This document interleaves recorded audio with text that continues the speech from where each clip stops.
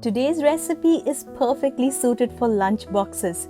Masala aloo stuffed idli and uttapam. Easy, yummy and hassle-free. Let's get started. Let's make a tasty aloo masala first. I'm using 3 boiled potatoes that you can quickly break up or cut like that. Next, set a pan on medium heat and add approximately 2 to 3 tablespoons of oil.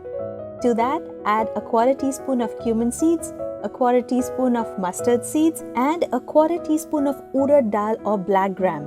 Next, add 1 dried red chilli and add approximately a quarter teaspoon of Hing or Asafoetida that makes this masala very tasty.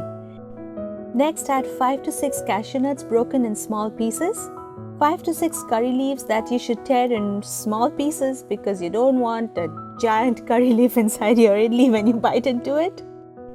Stir fry this till the cashew nuts turn a nice golden brown in color. It should take approximately 30 seconds. Next, add 1 medium-sized onion finely chopped and 1 teaspoon of crushed ginger. Stir fry this till the onions get slightly translucent. It should take approximately a minute. Next, add finely chopped green chillies, 2 to 3. I'm skipping this because this is for my daughter and she's not going to be thrilled if I add this. Next, add in all the boiled potatoes along with half a teaspoon of turmeric powder and a good amount of salt. The seasoning should be right because the taste of the curry should come through the idli or uttapam, yeah.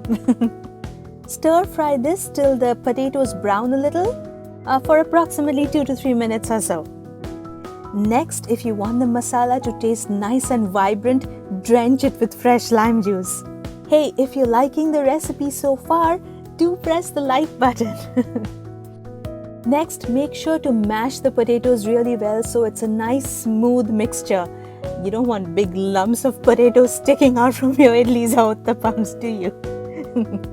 Give it a quick stir after mashing it and let's check for salt.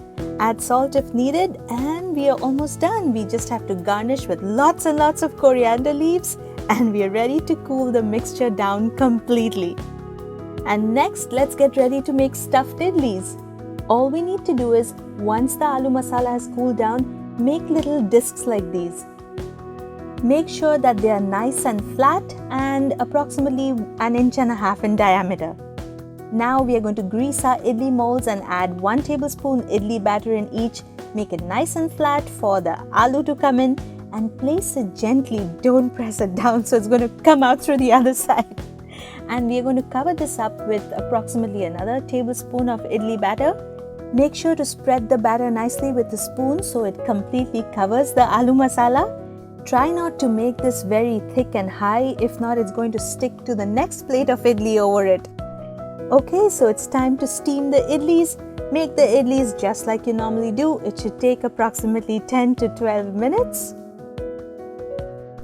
And this looks nice and done. I'm going to just cool it down and show you how they look.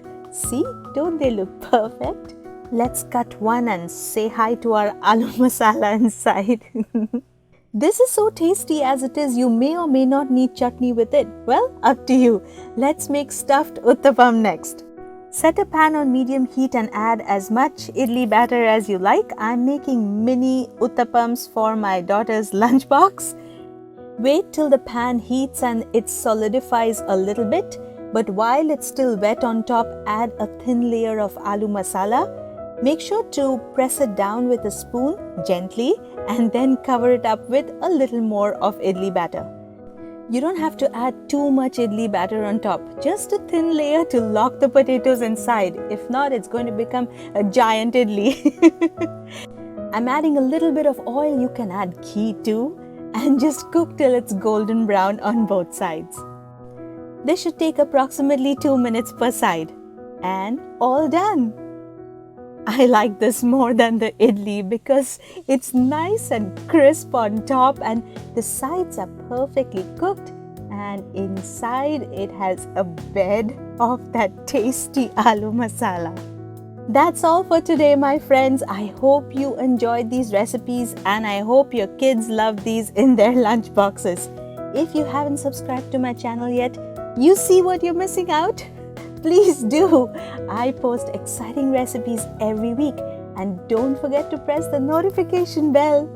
If you're on any of these different social media sites, I'm going to be waiting to say hello. If you're absolutely bored of all my blabbering, you can find written recipes in my blog. All the links are in the description. Alright then, bye-bye.